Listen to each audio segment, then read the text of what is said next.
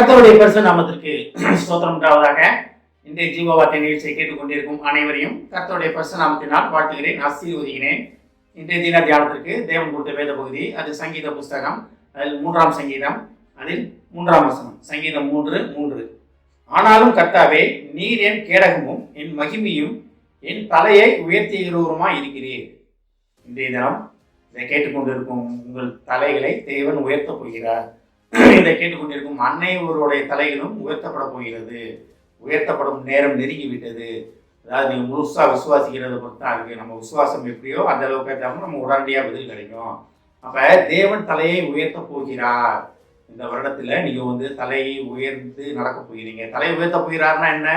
எல்லாருக்கும் மேலாக தேவன் உங்களை உயர்த்த போகிறார். அதுதான் தலையை உயர்த்த போகிறதுனால அர்த்தம். அதான் ஒருவேளை வெட்கப்பட்டு கூனி குறுகி இதெல்லாம் நம்மளால் முடியலையே, நமக்கு இந்த காரியங்கள் நடக்கலையே, திருமணம் தடைப்பட்டு நிற்கிதே, தொழில் தடைப்பட்டு நிற்கிதே, வேலைகள் தடைப்பட்டு நிற்கிதே, படிப்பு தடைப்பட்டு நிற்கிதே அப்படின்னு நீங்கள் மன வருந்தி நிற்கிறீங்களா? ஒன்றுக்கு கவலைப்படாதீங்க. தேவன்கிட்ட கம்ப்ளீட்டாக ஒப்படைச்சிருங்க. தேவனே, இது நான் என்னையே பொறுப்பு கிடையாது ஆண்டவரே, இது உங்கள் பொறுப்பு. எனக்காகத்தானே நீங்கள் பாவங்களை சுமந்தீங்க, எனக்காகத்தானே மீறுதலை சுமந்தீங்க, எனக்காகத்தானே நீங்கள் சிலுவையில் ரத்தம் சிந்தினீங்க, எனக்காகத்தானே மதித்தீங்க, எனக்காகத்தானே 3ஆம் நாள் உயிர்த்தெழுந்தீங்க. இப்படி தேவன்கிட்ட கேளுங்க. அப்புறம் எதுக்கு ஆண்டவரே உங்கள் சாயலாக படைக்கப்பட்ட நான் கஷ்டப்படணும்? நான் ஏன் இப்படி போராடிக்கிட்டு இருக்கணும்? ஏன் வாழ்க்கையில் இவ்வளோ போராட்டங்கள், இவ்வளோ பிரச்சனைகள் எனக்கு ஏன் வாழ்க்கையில்? இது ஏன் நீங்கள் ஏன் வாழ்க்கையில் இப்படிலாம் நடக்குது அப்படின்னு தேவன்கிட்ட தைரியமாக கேட்கலாம். இது தவறே கிடையாது. தேவன் முகமுகமாக பேசுவதற்காக தேவன் ஆயத்தமாக இருக்கிறார்.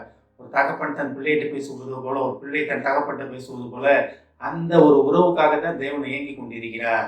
இதை கேட்டுக்கொண்டு விசுவாசிகளே, நீங்கள் உலகத்தால் நீங்கள் தாழ்த்தப்பட்டு இருக்கீங்களா? உலகத்தால் வெட்கப்பட்டு இருக்கீங்களா? உங்கள் உடன் பிறந்தவங்கள, உங்கள் சகோதர ஃப்ரெண்ட்ஸு, சொந்தத்தில் மத்தியில் நீங்கள் தலை உறிஞ்சி நிற்கிறீங்களா? என்னால் உண்மையை முடியலன்னு நினைக்கிறீங்களா? எதுக்கும் கவலைப்படாதீங்க. சகலமும் உங்களால் முடிய போகிற காலம் வந்துவிட்டது. சகலமும் உங்களால் மட்டுமே முடிய போகிறது. உங்களை ஏளனமாக பார்த்த அனைவரும் தலையை உயர்த்தி உங்களை பார்க்க போகிறாங்க. தேவன் உங்கள் தலையை உயர்த்த போகிறார்.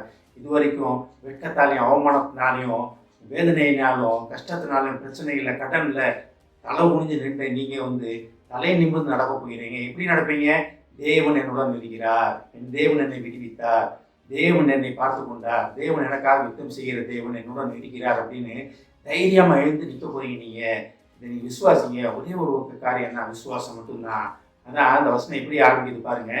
ஆனாலும் கர்த்தாவே, நீர் என் கேடகமும் என் மகிமையும் தலையை உயர்த்துகிறோம். 3 காரியங்கள் சொல்லப்பட்டிருக்கிறது. முதல் என்ன சொல்றாரு பாருங்க, கேடகம். எபேசியர் 6ஆம் அதிகாரத்தில் பார்க்கலாம். கேடகம்னா என்ன? எல்லாவற்றுக்கும் மேலாக விசுவாசம் என்றும் கேடகத்தை பிடித்து கொண்டு நில்லுங்க அப்படின்றது. அப்போ எதிர்த்து நிற்பதற்காக அந்த வசனத்தில் 6ஆம் அதிகாரத்தில் பார்த்தீங்கன்னா தெரியும், பொருளாங்கனை எதிர்த்து நிற்பதற்காக சொல்லப்பட்ட காரியங்கள் அதில் இருக்கு. அப்போ எல்லாவற்றுக்கும் மேலாக விசுவாசம் என்றும் கேடகத்தை பிடித்து கொள்ளுங்க அப்படின்றாரு. அப்போ தேவன் மேலே கொண்ட விசுவாசம், தேவன் மேலே கொண்ட விசுவாசம் உங்களுக்கு எதிராக ஒரு மக்களியாஸ்திரங்களை, உங்களுக்கு எதிராக சொல்லும் உங்களை தடுத்து நிறுத்தும் கேடகமாக இருக்கிறது. அப்போ நீங்கள் தேவன்கிட்ட முழுசாக வரணும். அப்போ அந்த விசுவாசம், கேடகம்னா விசுவாசம் தான். அப்போ அந்த விசுவாசம் உங்களோட விசுவாசம் குறைவுள்ளதாக இருக்கா? ஓட்டை உள்ள கேடகமாக இருக்கா? இல்லை முழு ஸ்ட்ராங்கான கேடகமாக இருக்கிறதா? நம்மளை எல்லாமே ஆலயம் பார்ப்பதற்காக தேவன் நம்மளை அழைக்கிறார். அப்போ விசுவாசம் என்னும் கேடகம், தேவன் உங்களோட கேடகமாக இருக்காரு. அடுத்து உங்களுடைய மகிமையாக இருக்கிறார். தேவனே உங்களுக்கு மகிமையாக இருக்காருன்னா உலகம் உங்களை என்ன பண்ண முடியும்? ஒன்றுமே செய்ய முடியாது. தேவ மகிமை உங்கள் மேல் உதித்திருக்கிறது. தேவ மகிமை உங்கள் மேல் விளங்கி கொண்டிருக்கிறது. மோசே ஆசாரிப்பு கூடாது ஒரு குறிப்பு வந்தோடனே தேவ மகிமையை ஒரு மூஞ்சில் பிரகாசித்தது. பழைய ஏற்பாட்டு காலம் எப்படி இருந்துச்சுன்னா, புதிய ஏற்பாட்டு நமக்காக ரத்தம் சிந்தி மறித்த தேவன் ஒருத்தர் நமக்கு உண்டு. அப்போ ஒரு இதை பார்த்தீங்கன்னா, தேவன் நமக்காக மறித்த தேவன். அப்போ அந்த காலத்தோட நம்ம தான் புது சிருஷ்டியின் காலம் தான். புது சிருஷ்டிகளாகி நம்ம தான் தேவனால் உண்மையிலேயே அபிஷேகம் பண்ணப்பட்டவங்க. நம்ம தேவ மகிமை நம்ம மேலே உதிக்கணும், தேவ மகிமை நம்ம மேலே பிரகாசிக்கணும். அதான் நடமாடும் நிருபங்களாக இருங்க அப்படின்னு பவுல் சொல்கிறாரு. இதெல்லாம் நடக்கும்போது கர்த்தர் உங்கள் தலையை உயர்த்துகிறவராக இருக்கிறார். இதுதான் கன்ஃபார்ம். இதில் நடக்குமோ நடக்காதான்றதே கிடையாது. நடக்கும் அப்படின்னு மட்டும் விசுவாசிங்க. தேவன் உங்கள் தலையை உயர்த்த போகிறார். நீங்கள் வெட்கப்படுத்தப்பட்ட இடத்துல நீங்கள் கழிவுற போகிறீங்க, எந்திரிச்சு நிற்க போகிறீங்க, சந்தோஷமாக சமாதானமாக எந்திரிச்சு நிற்க போகிறீங்க. அநேகர் கண்களுக்கு ஆச்சரியமாக இருந்து அநேகர் உங்கள்கிட்ட நிற்க போகிறாங்க. இது எப்படி நடந்துச்சு? எங்களால் முடியலையே, உன்னால் எப்படி நடந்துச்சு அப்படின்னு. அப்போ நீங்கள் தேவனுக்காக நீங்கள் சுவிசேஷம் அறிவிக்க போகிறீங்க. இந்த ஆபத்தில் என் கர்த்தரை தேடினேன், எல்லா பயத்துக்கும் நீங்களாக என்னை விடுவித்தார் அப்படின்னு நீங்கள் சொல்ல போகிறீங்க. இந்த காலம் நெருங்கி விட்டது. கர்த்தர் உங்கள் தலையை உயர்த்தி விட்டார். அதை மட்டும் விசுவாசித்து கர்த்தருக்கு நன்றி சொல்வதாக காணப்படுவோம். ஆமென். ஜெபிப்போம். எங்களை அறிமணிசும் அன்பின் பரலோக பிதாவே, தகப்பனே, நீர் எங்கள் தலையை உயர்த்தியதற்காக நன்றி ஆண்டவரே. நீரே எங்கள் கேடகமும் எங்கள் மகிமையுமாக இருந்து எங்கள் தலையை உயர்த்தி அநேகருக்கு முன்பாக எங்களை நிலைநிறுத்தியதற்காக நன்றி ஆண்டவரே. விற்கப்பட்ட காலத்திற்கு பதிலாக இரட்டத்தனையாக பதில் தந்து நன்மையான காரியங்களால் எங்களை நிரப்பியதற்காக நன்றி நன்றி நன்றி ஆண்டவரே. பேசாமனே, இதை கேட்டுக்கொண்டிருக்கும் ஒவ்வொருவரும் அவனை எழும்பி நிற்பதற்காக நன்றி ஆண்டவரே.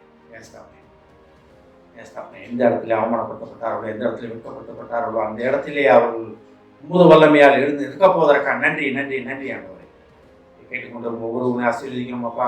ஒவ்வொரு குடும்பத்தையும் ஆசீர்வதிக்கிறோம் ஆண்டவரே. பேசாமனே,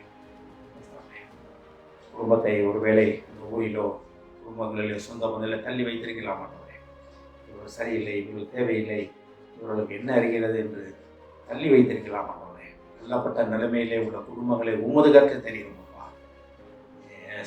நீர் அவர்களை உயர்த்தி அன்னையருக்கு ஆசீர்வாதமான பாத்திரமாக நீர் அந்த குடும்பங்களை வைப்பதற்கான நன்றி ஆண்டவரே. வைப்பேன் என்று சொல்வதற்கான நன்றி ஆண்டவரே. உண்மை இன்னும் உறுதியாக பற்றிக்கொள்ளக்கூடிய மனதை தாழ்ந்தவர் ஆசீர்வதிக்கும். இயேசுவின் மூலமாக கேட்கிறேன் நல்ல பிதாவே. ஆமென். கர்த்தர் உங்களை ஆசீர்வதிப்பாராக.